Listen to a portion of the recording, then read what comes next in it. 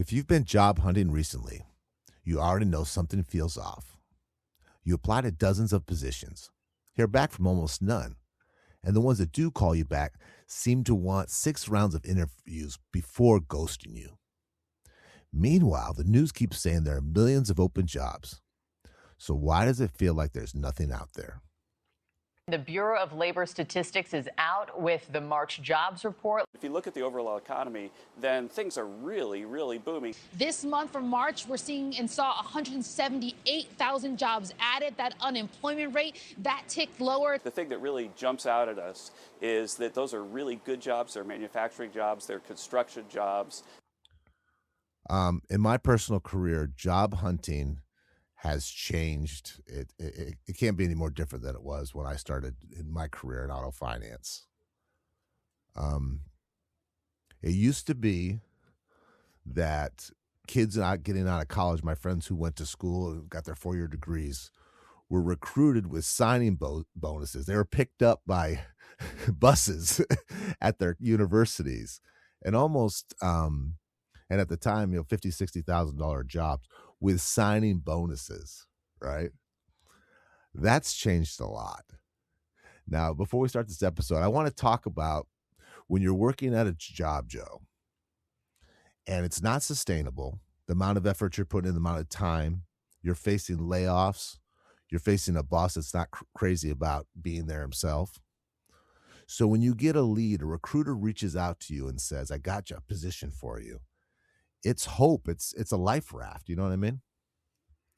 Yeah. And especially if you're in the entry sort of position, even if you are out of college, somehow it still feels like you're unskilled. Like you come out with certifications and a degree, and you or if you come from the other direction, you've worked in the industry before tech and AI took over, and you're like, I have all of this experience. And yet you still get treated as if you are, fresh off the street, newborn babe, entry level. And then they wonder why you don't have any experience when you just got out of college, right? Right. Now, a couple things have changed. So let's say you get a call from a recruiter, right? We're talking middle level. We're not talking management. We're not talking director position here. It used to be you would look at what they do. This is your research you would do. You see what year. You look at the CEO's name, David Johnson. You see that they opened the company in 1988, and you know what product they do. Now, Joe, you have to do 2 full days of Joe-like research. I'm not joking. You have to know about all their products, how they're where all their locations are. You have to be prepared to give a speech about their company. Okay, this is on your time too. And then you get to practice with the recruiter, who is going to be like a drill sergeant and throw questions at you, who's already kind of seasoned in this, And then the whole time they're going to keep fluffing you up, trying to keep you engaged because you're a lead for them, right? They kind of have to act like you're going to get this job, this life-changing money, this life-changing opportunity. Right. They get a percentage and it looks good on them if you get recruited. So they're almost at this point like an acting coach. Like they're in the Rocky montage running behind you with a boombox trying to get you going. So Joanne she's probably one of the best interview people I know. She's trained Dale Carnegie Toastmaster. She's a great communicator, but she's an even better interviewer. And Joe's worked with her, practiced, and helped her with research and helped her with her word track. So she's been interviewed for some jobs recently, and this is interesting.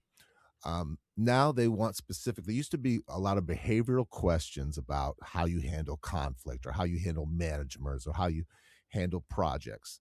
Now, Joe, AI is very much involved in the questioning. There's more questions, detailed questions about how you use AI in your everyday work. Yes, and they will also use AI to check into you. How's that? So I read a horror story online, and then I went back to my college and messaged somebody who was in careers, and I was like, is this actually happening? Where they would have the interviewee pull up their personal AI. So if they use GPT, they pull that browser up on their phone. If they use Claude, they pull that browser up on their phone, and they say, you know, this is personal information. You don't have to do this if you don't want to, but they know that it looks bad if they refuse. And they say, you know, type in this question: how am I with conflict? What was the last thing I resolved? You know, what does my decision making process look like? What are the negative parts of it? So they Oh will no! have their Oh own no! AI Oh no! criticize them for the interviewer to watch. Can we run that against the interviewer too, just to be fair? This is That like would showing be, naked. yeah. It's like showing naked pictures of yourself, right? It's right up there with show us your browser history and what was the last 10 things you searched for. Like it's crazy yeah, it's That's insane what to they do that. do. That's what they do when someone gets convicted of murder. They go through their, how to bury a body, right? Isn't some of Right. this personal stuff, right? Right, exactly. Um, so I know that this is titled Ghost Jobs, and we're talking and focusing on ghost jobs today. But part of that ghost jobness is, you know, what about the interview process? Like, why is everything broken? Why is it? Why are jobs being posted that don't exist? Why is it that once you get in, like you were talking about with Joanne, where like you go through the 9th round of interviews and then get cut? Like, why does that even happen? Well, and Is this it is a very. imagined? I've had two people I talked to this week researching for this episode who have started a process of a position, an international position, who people both were PhDs, and then they had to do the times of study. They also have testing they have to do, which means you have to take a day off work, and it's a 4-hour test for your coding or for whatever it is. And then these positions disappear. So these people take times out of their life. They're talking to 5 different managers around the world, Joe. This is like a Yeah. big coordination thing. And then they just kind of wonder what happened. You know what I mean? And Right. risking their, it's not as much as risking the job that they have, even though it's unsustainable. It's an energy spend for absolutely nothing. Right. It's an energy spend. They pour in all this effort, and I've heard of people who will go through multiple rounds and then they don't even get the grace of being told they didn't make it. Like they'll either get a very flat email that says, you know, after consideration, we're moving on, or they'll get ghosted by an application. Like, and Right. that's something that when we talk about ghost jobs, we mean it in both ways. We also mean that you get ghosted like it is a budding relationship where they'll just stop messaging you, which is insane too. So I guess one of my first questions in this is, you know, we've both experienced this now. What is your assumption? Like, what do you believe is happening behind the scenes at jobs? I believe it's twofold. I believe there's so many more applicants than there used to be. And I've heard these things, these myths about that there's a labor shortage and I work in the service business, in the brick mason business. There is no labor shortage. Yeah. There are more people that want to work than there are jobs. It's not even close. There's so much competition for each trade that there's no shortage. There's like, oh, I can't get my roof done this year because no one will do the work. That is never going to happen in our country. And then another thing is I think that companies are trying to grow so fast, but then funding dries up. But they're also trying to grab all that money and greed all that money. They don't want to invest in the future. They don't want to invest in new positions. They think they do. They want to grow. So right when it comes time to put on all these new people, they think, no, I'll just pay myself a better bonus. That's Right. what I think. Better bonuses, and we've looked at corporate stock buybacks in the past too. And it's funny you say greed, because one of the things we're going to talk about is whether or not some jobs are trying to hoard applicant talent in an interesting and strange way. I'm gonna let's do this old style, like one of our old episodes where we used to like expressly state our myths up front that we bust. We don't necessarily do that anymore as much because usually we just stare down to like one big question. But this is kind of multifaceted. So our first one we need to look at is, are the ghost jobs actually on the rise, or is this an internet rumor? Because it would be very easy for me to believe that Reddit and TikTok are just inflating numbers, that enough people, like, one or two people have a very bad experience where a job ghosts them after the 9th round of interviews. They scream about it like that's the standard, right? Yeah, or they report that, like, hey, I work at a place where they've posted my job and they're not actually hiring for this position. This is BS. So is it an internet rumor, or is it actually happening more often? The second thing we want to talk about is, why are companies doing this to us? Because it feels like they're inflicting us with this. Like, we didn't ask to have companies suddenly treat us like we are cattle. Like that they can inspect our teeth and slap us on the flank and like let 100 of us go past before they pick one of us out of the line. Are they trying to be cruel, or are they just trying to protect themselves as a company? We're also going to talk about why so many rounds of interviews now, because I think that the experience with Joanne is the one that opened my eyes to this.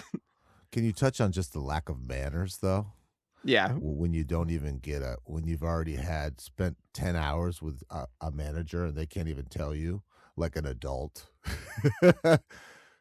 The lack of personal touch is definitely going to be in this, because we have found answers, and they're surprising.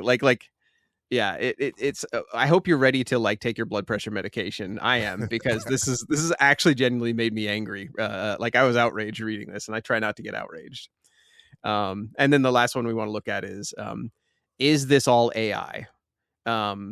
It feels like this was happening before AI. It feels like we were getting to this place before, GPT and Claude and Grok to a certain degree.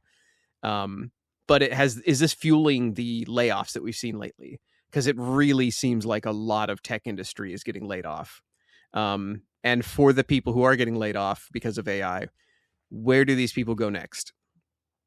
So we want to address these fears, and to say that, some of what you're feeling is real, and some of it is actually worse than you think. And there's an explanation, like I said, that's going to make you genuinely angry. So we will try to talk solutions at the end of this. We don't ever want to just make people angry like we're Fox News or or other news agencies and then stop. We do want to get to answers. So we will go through this together. And then afterward, I'm going to need ice cream and a cold shower. So the first part, are ghost jobs real? So we're going to kind of like pull from a lot of different sources. Like this was not one clean Gallup poll or one clean study that pulled all this together. This was several nights on the internet, finding lots and lots and lots of different fairly good sources. So we're going to post as many of these as possible. One of them is from Entrepreneur. We've got the Fast Company on here. We've got polls from Medium. We do actually have some really good locations like Tech Insider, Job Score, and Variety. So as I go through these numbers, I'm not going to name every single one of them, but I will have the links available for anybody who wants to look through them. Some of them come from online polls put up by like a website. So take with that what you will. It could have a bias to it because of who's going to that website. But generally speaking, the first question is, are ghost jobs actually happening? And the best compilation of these studies say not only is it happening, it is slowly on the rise, to the tune of in 2025 about 27% of all jobs were probably ghost jobs, meaning there's nobody watching the listing, and if you tried to apply, nothing would happen. Like they're not actually going to hire anybody. And the worst city for this was Los Angeles. From Entrepreneur, they said that they found out that a little over 30% was just ghost jobs, which is surprising to me in such an expensive city to live. Well, I want to talk about posting jobs is not free either. I have a lot of experience with Indeed. Indeed will we'll empty your bank account, you know. ZipRecruiter, those are set up Yeah. to charge you thousands of dollars to have listings out there and to do so. I'm not gonna make you answer it, Sam, but why? You Right. know? Yeah, I'm glad you brought that up. I didn't think about that, but yeah, it can get expensive keeping job postings going, and like you have to pay subscriptions and stuff, and it's like, keeping year-round postings about like this opening for, we have a program or a developer position open. Keeping that one opening can be like thousands of dollars keeping that up.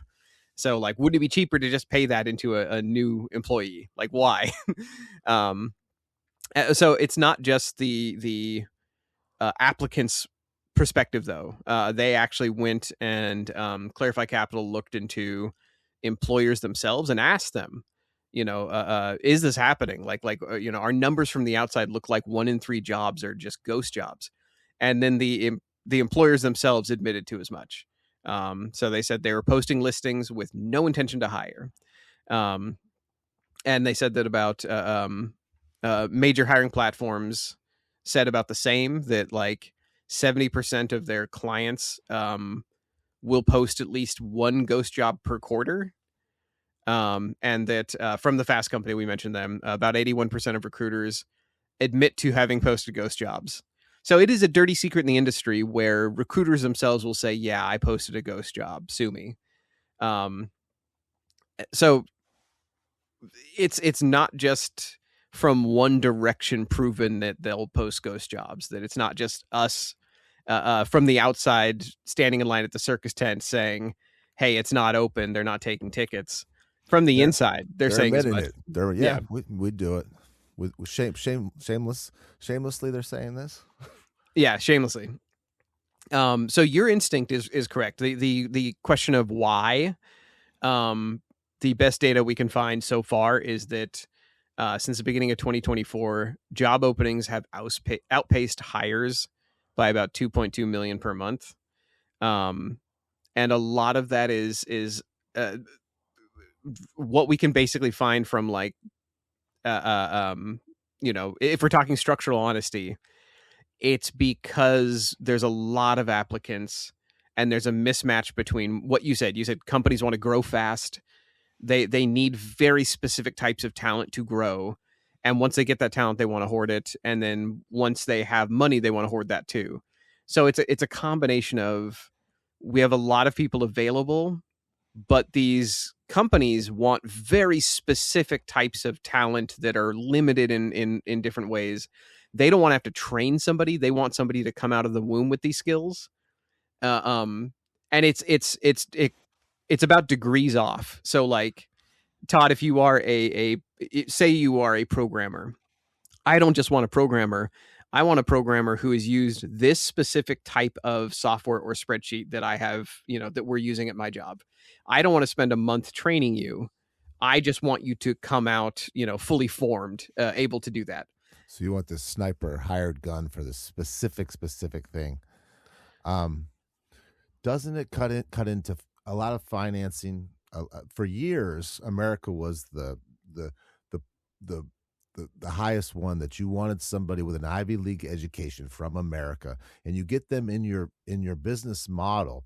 It helps you get your next round of funding, right? Yeah. But now that's gotten diluted, and now that doesn't have the value it used to have. Now you can go to college anywhere. Another thing that's been diluted too, Joe, is job time. It used to be whoever's been at the job the longest with the most experience, they're first, and everyone else, but now that doesn't have the value it used to have. It's actually seen as a lack of ambition, maybe, that you haven't jumped around jobs. Okay, actually, I want to address that. You are correct. It's worse in both. The reason I was laughing is because one, well, let's start with your latter question. If you have the most negotiation power in most jobs right now by leaving the job. We did an episode about that. You're never going to get promoted where you're at. You're just being strung along. Yeah, we found good evidence and statistics that said that you are more likely to get a greater pay raise or just generally more money from a job. Like, you can stay in your job and get small bumps here and there, but your greatest pay raise that follows the amount of talent and time you have, like as you gain skills, your greatest negotiation is going to happen at the next hiring table, not at the job you're currently at. And part of that is because both jobs and employees have now come to expect that there's no such thing as job loyalty. Part of the reason why all this is happening, honestly, in my opinion, is because neither employee side nor company side believes in old job loyalty anymore, and that has impacted how we negotiate. Or reputation management when people are laid off. They're seeing how they're escorted out by security. It used to be they get retrained and replaced, and they got this kind of this soft landing into their next career. Yeah. And now you're being hauled off by security guards. Right. Like a felon. And once you are let go, it used to be that if you are in a job and they're thinking about laying people off, they used to do what they could to keep you and train you into the next position, or see if they can shift you. Now it is actually usually a lot cheaper and frankly faster. If you don't have, if you're too many degrees of skill off from the next thing they need, it's cheaper for them to let you go and hire the next person. So it's not just about job loyalty and this company's a family. By the way, if any employee ever tells you, we treat employees like family here, they're lying. It's their bottom line says otherwise. So the question of why are they doing this? Like seriously, why are companies posting so many ghost jobs and treating people like they are replaceable cogs? Well, this is the one where I genuinely felt outraged reading this, and I was like, this can't be possible. Like this sounds crazy. Like this sounds this is making companies to be evil. Like it really sounds like it. So this is probably one of the strongest bits of information we got. It's from a Congressional Research Service report. And they said that employers oftentimes are posting ghost jobs as a signal of growth to attract investors and to make current employees feel replaceable. So, oh my God! So they're turning the heat up, so you feel like your job is you actually are working for your job every day. Yes. So I'm gonna break those two things down for 2 seconds here. As a signal as a signal of growth to attract investors means that if I am looking at my portfolio and I have my retirement money in like these 3 companies, if I look at a company and they're never hiring, I get nervous. I'm like, they're not growing. But if I look and I'm like, they have postings on Indeed all the time and they have postings on ZipRecruiter all the time, it makes me think line go up. Like it makes me think that's primal. That means there's work, right? Yeah. It means that they're constantly bringing in new talent. They're that means there's opportunity. Yeah. If I work hard, I can move up, right? Right. So they're trying to tell outside investors, hey, we're growing in every aspect. So look at us. We're recruiting. Meanwhile, from the inside, if I'm the employee sitting there at my desk and I feel sad and I'm like, man, this job sucks, I'm going to look online and see if there's anyone else hiring for my position. And I type in, program developer in Indeed. I don't even know if that's a real job. But anyway, if I type that into Indeed and my own job at my company pops up, it makes me know that like, oh, maybe I should stay here. Like, oh my God, like they're trying to replace me or at least it's open to replace me. I guess I'm not as talented or special as I thought. Maybe I should just stick here and accept abusive employment but it's not a real position. They're not going to do it. They're just going to make you work harder. It's terrible. It's not being transparent. These are the same companies that say how transparent they are and how they're honest and they shoot from the hip. That they'll say that, right? Yeah. Now, Todd, I'm going to pretend I'm an employer and ask me why you just found your job on a website when it's already filled. I'm being silly, but if you go to an employer and you say, why Why's my job? Yeah, yeah, why's my job on here? It's a Yeah, fair question, right? I'm fine. They Like, say, well, yeah. why are you looking at jobs, right? So, Right. Why are you shopping for jobs? Well, the honest answer they will say, and the one that was reported the most was, we're not posting a ghost job. We're casting a wider net for extraordinary talent. And I remember there was a very early episode where you and we actually applied for, what was it, SpaceX? Yeah, Elon Musk was looking for exceptional people. Because he said education's not important to make rocket ships that go into space. You don't need to be a rocket scientist. You just need to be exceptional. So we applied, right, to SpaceX to become. Yeah, in real time, live on the podcast, we applied to be astronauts on SpaceX. And because Elon Musk at the time touted that degrees from college don't matter, exceptional talent matters, we found out that when you apply to SpaceX, it actually has a little box that you have to check there that says what is the degree you hold. You actually do have to be a rocket scientist to be. Yeah, unfortunately. Yeah. I think that's BS. I told them that I was really good at solving like mazes at the Denny's diner, and they are like, no, you need a degree. Well, what he was stating there is his whole shtick about. That actually does line up, Joe, with what you're saying. That to find niche jobs, you have to really dig, right? You have to get eyes on a lot of people. Yeah, and their thinking is, to answer your earlier question, why do you pay thousands to to keep a job posting open? In their mind, if the perfect applicant comes by, like they are just extremely talented, extremely perfect, they've never seen anything better. If that person comes by, then boom, like they scored, like that Indeed money paid off. So it's a system where they are trying to like keep it open for the perfect candidate, basically. At least that's what they're saying on paper. The darker part is they're also trying to make their employees nervous. I ran into this working weirdly in when I was working in tech security, is not cybersecurity. I was just in security working with a lot of computers, and they kept our job listings open like all the time. And I think it's because, well, we did have turnover, but it was to make us nervous. It was to be like, oh yeah, no, we're always bringing in a pool. Now recruiters will say roughly the same thing. They say they keep their postings live just strictly for visibility, to let people know that the jobs do exist, and that they can contact specifically a recruiter for it. But a 2024 survey from Team Blind said the same thing. It backed this up. It said 25% of companies explicitly said it's helping them to gauge how replaceable their employees are currently, and that it's making the company appeal more stable during hiring freezes. Well, can I flip that on you and ask you a personal question? Yeah. When you work with people who do, and let's face it, not all employees are good people. Not all bosses are evil. When you have that just bad attitude of half-ass work and showing up late and making up for it for leaving early, where's the balance, right? Right. And we are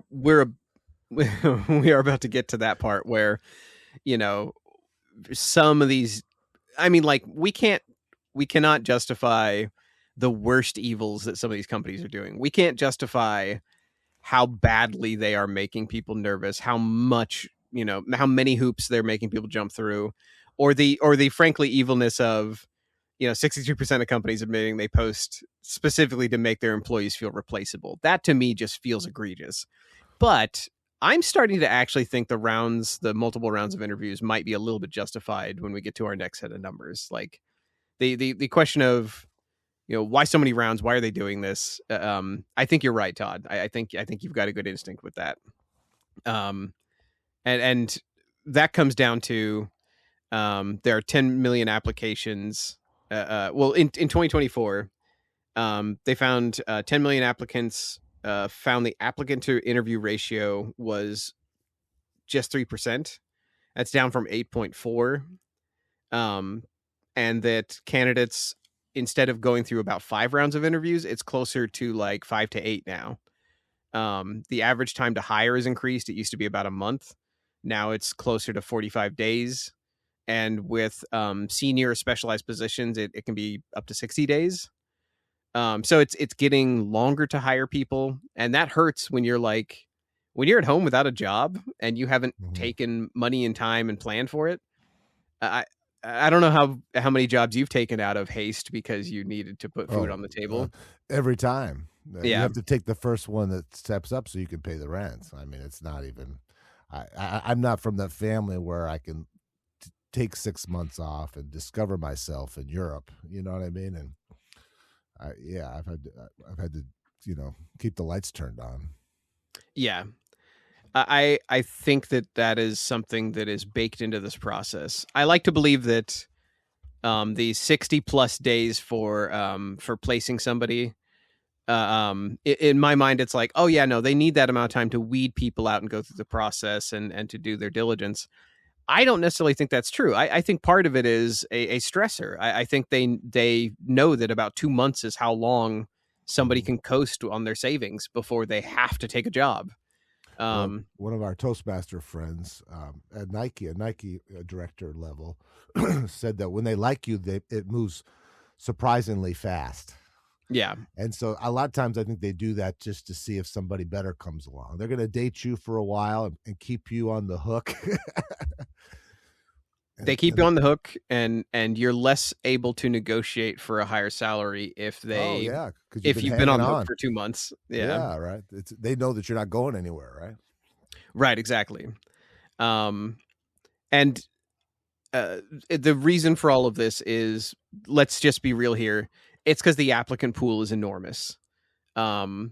It with the current state of the internet and how there are so many services for hiring online, not only can they see everybody at once, they're getting 250 to 400 applicants per position for entry level stuff.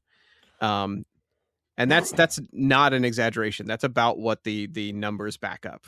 Well, let's go with a medical field that I studied. I didn't study the field, but I studied about the jobs because I lived up in Seattle, and there were schools that were pumping out about 2,500 respiratory therapists a year. Well, there's not 2,500 respiratory therapist jobs. Yeah. In the whole state of Washington, there aren't, and there's multiple schools doing this. So these people are getting out of their promise to be making $100,000, and they're getting nursing assistant jobs for 3 days a week, and they're respiratory therapists for half a day a week. You know what I mean? And so there's just and let's go into the other side. Like, imagine software engineers now coming out of all these universities, thousands and thousands and thousands of them. Well, with AI, there's going to be a time when there's going to be 1,000 applicants for one part-time job. Right. And another part of that is, not only are people getting trained for similar jobs or getting certifications, or there's more places to look to get certified for something. Like it used to be that you might have to hunt down a college that gives the specific certification you're looking for like this type of oil engineering you're doing or whatever. And then you leave that and you're like one of only 10 people in the country that can do it. And there's a lot of specified jobs or highly specific jobs. Now it's everybody can go on and get a Google certification for something and it looks good. And, more letters by your name, right? Yeah. Right. Exactly. So there is a competitiveness to that. And in the meantime, these jobs oftentimes will stack up a bunch of requirements, including experience, and they'll make you wait, even though you have the certifications. But like Todd is saying, a lot of times people have the same certifications, the same qualifications. A good example of this is I had to work with somebody who is in cybersecurity and is trying to get jobs, and they said that you keep encountering people who like have these same exact 2 or 3 certifications, whether they got it through college or not. It doesn't really make a difference. Like, if you pass a certification, you're in. Like, you're in for that. But the field is so wide and has so many niche pieces to it in cybersecurity. He's like, yeah, there's like 300 additional certifications you can get for specific parts of this. And he's like, the hiring is insane because they can let 30, 40 applicants walk out the door. And they're like, we know that we can basically clone you. Like those 2 core certifications. He's like, if you have those, you're one of, thousands and thousands of people who are trying to do this. And then when you get specific, it's you had experience doing this particular type of network security, or you had this specific type of like red team writing security. So it's like, yeah, the more niche experience you have, the better. But while they keep you on the hook, a lot of candidates will withdraw from the process. There's something funny I read online. Somebody was like, here's what you do. If a job keeps you on the hook and you can afford to do this, after the 3rd or 4th round of interviews, just tell them, no, thank you. I'm no longer interested. I want to do that as a power move. I want to, yeah. Well, if I'm being, right? Yeah. yeah, Just be a jerk and just pay them back and say, hey, it's very insulting. And I've had this happen in my jobs where you go in and you get dressed up in a suit. This is when everything was online and everything pre-COVID, when everything was Zoom. And you go in and the manager will just say to you, well, we're just going to bring people in and see how it goes. And you just think, I had to call in sick to work today, fake my own death to get down here. And you're not serious about this and you're getting paid. It's this arrogance about it. It really is, and just a total devalue of me as a person and my time, Yeah. And part of that is because the applicant pool looks so massive that they feel like they can do that. They're like, no, we have literal thousands of people looking for entry level positions. Now I'm gonna speak in defense of companies for a second here. 30% or 1/3 of the candidates who are put on that long list of interviews, they'll pull out. Like they will get a job offering from a different company while they wait. So the companies that are the most paranoid and have the most drawn out hiring process, they lose their best candidates to competitors who are moving faster than they do. So if a company strings this process out too long, they will lose people who they don't know about yet. And they can't quite hone in on like, are you good or not? They'll lose their best people before they even pick them up. Do you remember our Google episode a long time ago where you figured out that Google had it down to a science that how many interviews you can do before and how many days of paternity leave? They had the interview thing down, right? Where if you go over this, the people are gone, they're done. Yeah. It's the people operations department, the Google's POPs, and they had exact numbers on like, it was here's the sweet spot for interviews. Here is where you'll get to know the most about them. After this, it's just redundant. And I think it was like 3 interviews or something. It was a very low amount compared to some of these companies. It wasn't what we're hearing here in this episode. Yeah. And I kind of view that as they're trying to be diligent and weed out for extraordinary talent, but what they're really doing is they're making people mad at them and will take jobs elsewhere, or maybe they're doing it because they want to negotiate people down. Now the in defense of companies part, in defense of this kind of like crazy, almost like you're being interviewed by the FBI. Part of that is because AI and online support for writing resumes has gotten so crazy. If you go online, there are websites that help you massage a resume. There are AI programs that help you perfect a resume and like present things that you have done as if it is in line with the job you're applying for. If I have a job that has 3 extraordinarily specific technical skills that you need, you can make a resume seem like it's right. You can be like, oh, I've never used Oracle before. I can use something completely unrelated like a spreadsheet. I'll have an AI tell me how to word this so it sounds like I'm saying I'm good at this program, when in reality you've never used it and you're going to need training. There are platforms where like there's resume builders. If you go online, you can find a resume builder that will, you blank enter what you've done before and what your experiences are, and it will just structure it for you. It'll even write the words for you. Then you could take the listing and then say, modify it to match this perfectly, and it will. Oh, that's exactly how they work.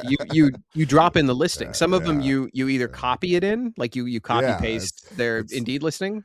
Some of it is you just put the link in and it will draw it. Yeah, it takes all of 2 seconds, exactly. So there's so many applicants who are showing up. Like when we talk about millions of people applying for entry-level jobs that are extremely specific about what they want, those millions of people, every single one of their resumes looks like they are, like there's the joke meme of like the Korean dictators or the Korean generals, and they have like all these medals on their chest, and it's like they're down to their pant legs in these awards and medals. Every applicant coming to a company looks like that. They look like they're a 5-star general of whatever they were doing. I was going to say, this is online dating. You know what I mean? Yeah. Nobody's the way they look or as interesting as they say they are. Right. So because employees are using tech as much as the jobs that they're applying for, they're doing everything they can to massage their resume and to come off as the most professional, the most experienced, the best niche for what you need. And in reality, you and I know that you usually show up at a job and you're like, I'm gonna need training. Like, all this stuff on my resume, I'm gonna need, about a month of getting adjusted. I'm gonna, try to understand what your programs are, and at best, it'll, I'll start making you guys money in about a month. Not to go down this rabbit hole, but it seems like employers are hiring just to fix a certain problem. They're not hiring Joe for the decade. Yeah. They have a project they're working on specifically, and they're like, after that project is over, you guys don't know this, but you're out of here. Right. And that's just how it's seen, right? Just put out this fire and then we'll move on. We'll all move on. We'll all part, Right. So we started this episode and right away you sniffed out what this is actually about. You asked, is this AI? Or you were hinting at, AI may be part of the reason why people aren't getting hired or why they're firing people and laying off. Something that just happened literally in the news today. Xbox, the game company. So they're owned by Microsoft. Microsoft bought several huge game companies last year. They bought Bethesda, who does like Fallout and the Elder Scrolls and all these other big titles, Starfield. They bought Undead Labs. They've gone around on like a purchasing spree and bought all these game companies that are beloved. People love their games. People follow them online. It's huge. And then this year, like this month, like it's an ongoing, erupting in the news today kind of story. And Bethesda is starting a strike with their employees because they just went and started absolutely gutting these game companies. They let 2,000 people go from the game companies. Most of them are writers, creatives, developers. According to the games unions, they're like, it didn't touch the 14 layers of management. It only is writers, programmers. It's the creative people. It's the people that made it special to begin with, right? It breaks your heart, right? As a writer, right? Yeah, it's crazy, and that's why I'm playing a game. I don't care if they're not as profitable as Xbox would want them. I want to enjoy something that somebody put their soul into and made and loves and thinks is a great story. But Xbox was like, yeah, no, it's lean times. We have to survive the coming, era of gaming, and people aren't buying games the same way they used to. Which is not true. Its subscription numbers are still the same. But the rumor, and this is what we're looking at today, is Xbox invested very heavily into AI before this happened. They spent about a year purchasing AI licenses, developing AI, getting AI to work in the games, testing AI in games, trying to see if it could write a game, seeing if it could program parts of games. So this is a premeditated business plan. We're going to buy these companies and we're going to replace premeditated murder. Yeah. Terrible. Yeah. That's the thought behind the Bethesda and the game industry strikes that are happening right now. And that's the thought that a lot of these companies like Google has laid off a bunch of people. Facebook has laid off almost like intentionally, firing waves in a way where like it looks like it is part of their business plan. So the 2025 and 2026 wave is different though. Out of 45,000 confirmed tech layoffs worldwide, 20% were explicitly linked to AI and automation this year or this time around. That's different. So we had actually let me rewind slightly.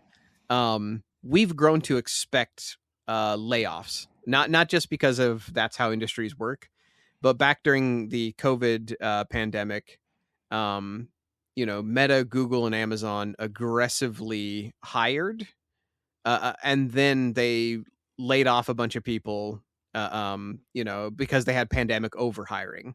So we saw these waves before, and we're like, oh, this is the new state of tech. This is just what they do now. We're like, we'll just expect this. This is different, because the pandemic hiring and then firing, that was them overcorrecting. But they at the end of the day, they still needed that talent. They still needed them to come back, and they still needed to reshuffle people. So if you got fired during that era, you got fired by Meta, you could go get a job at Google, about 3 to 6 months later. This wave, the 2026 layoffs wave, is different. They're explicitly linked to AI. The funny part is the 20% of these tech layoffs that are linked to AI, they're being cited as an AI problem, but they're not being fully replaced. So, what was it? Indeed put out a statement about how, like, I think it was Indeed. It was that AI can't actually fill these jobs. That they lay off all these people, but at the end they still need somebody to do the human organization. Yeah, they're still the facilitation. They need somebody. What these companies are finding out is they need that someone to do the prompts, right? They need. Yeah. AI being able to do the grunt work does not replace a human being able to take that bulk work and interpret it, or to facilitate it, or to place it properly, or to work with the team around them. So it's kind of, we're seeing a backlash. We're seeing a big layoff in huge numbers that we've never really seen before. And then we're seeing companies realize their mistake in real time, and like stop and some of them are canceling their subscriptions. That was something that shocked me, is Anthropic had quoted that it kind of seems counter to their big hype. Anthropic is kind of like a everybody drinks a Kool-Aid hype machine, where they're like, our AI is it's alive. It's intelligent. Like, it's genuinely intelligent. Meanwhile, their own internal reports are showing that, like, a lot of the companies that are trying to replace their employees with AI are struggling to do that. They pay these massive AI subscriptions. They try to use AI as an employee, and find out that while it can do the general work very well over time, it's very bad at direct implementation, working with teams. It's very bad at like interfacing. You still need somebody to make a call when something goes wrong. Well, no, you're right. And like the AI now on the phone stuff, where it just pretty much runs you in a circle, that hangs up on you. There's going to be some ramifications long term on service on those. You know what I mean? And it doesn't mean it won't get there, but it is. It certainly isn't there yet. Right. Was it 66% of companies that conducted AI-driven layoffs found that AI successfully replaced only some tasks within their job, not the entire. 2/3 of these employers had already begun reversing those decisions and rehiring layoffs. So this is one of those cases of, get off my ship. I don't need you. Yeah, the ship drives itself now, and then while people are walking down the gangplank, they're like, "Come back, please come back!" Like, we're sorry, this was an error. Yeah, we didn't mean to. It almost seems like it can make the business more profitable and save a lot more money, but it has to have the right structure in place, right? It Yeah. has to be, and I don't think even big companies know what everybody does that well. You know, That is a huge part of it, honestly. My weekly, I have like a gaming group that I hang with, and most of them are tech heads. Most of them are software developers. They're in security, and a lot of them talk about how they now have to work with AI, and they enjoy it. One of the software developers I hang with, he was like, I'm just a Claude nanny. He's like, he's like anybody who is doing all of their own coding right now is dead. Like they're not in the industry. They're about to be fired. No one is doing all of their own coding. He's like, if you pick up an app on your phone, or if you've gotten support on a computer anytime recently, that coding was done by an AI almost for certain. But programmers have to be really good at, they still have to be good at writing code, because they still have to be able to edit what Claude does. Something he said is, he's like, Claude can get you 80% of the way there with coding, and then the rest of it is you have to edit what Claude output into shape. Yeah, but isn't it the ultimate person you could just give your work to? You know what I mean? Yes. Who never complains. So you can just kind of, hey, take care of this for me. It's like having this problem solver that you get all the credit for. It's great, right? The re-engineered you has an official use for Claude and a stance on it. We use it to cross-check sources. Something that usually took hours and hours of work was feeding Claude, 30 scientific journals or articles, and then having to go through by hand and sort them by relevance.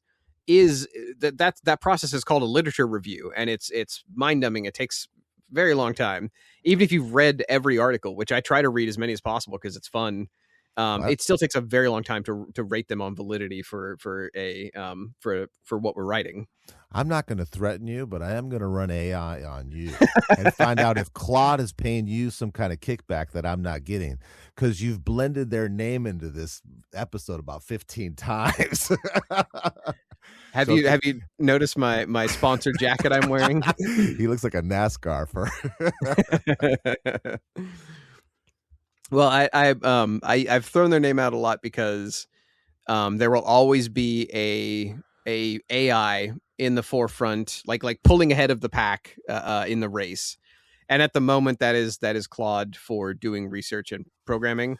But that was GPT last year, and the next year, who knows? It'll be another company.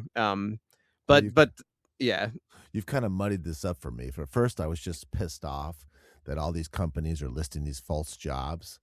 Then, when I find out all the employees are changing their resume to do jobs that they don't qualify for, it's just kind of like it's just get muddier and muddier. This is going to get uglier and uglier, right? Yeah. People are going to have to still sit down these people and look them in the eyes and say, explain to me how Oracle works, or Right. And then as soon as they don't answer it correctly, they just have a trap door and they drop them and they go on to the next one.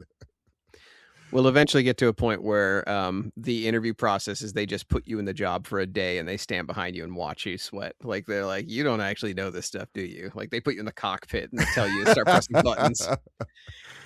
I think the best historical example I could find that summarized what's happening now is the gold rush. People moved to California for gold. And everybody who arrived there, you had thousands and thousands of people who showed up thinking that the ads were true and the rumors were true, and that you'd just be able to pick up gold off the street and out of the rivers and retire immediately. Like you just pan a little bit and you'd be wealthy beyond your wildest dreams.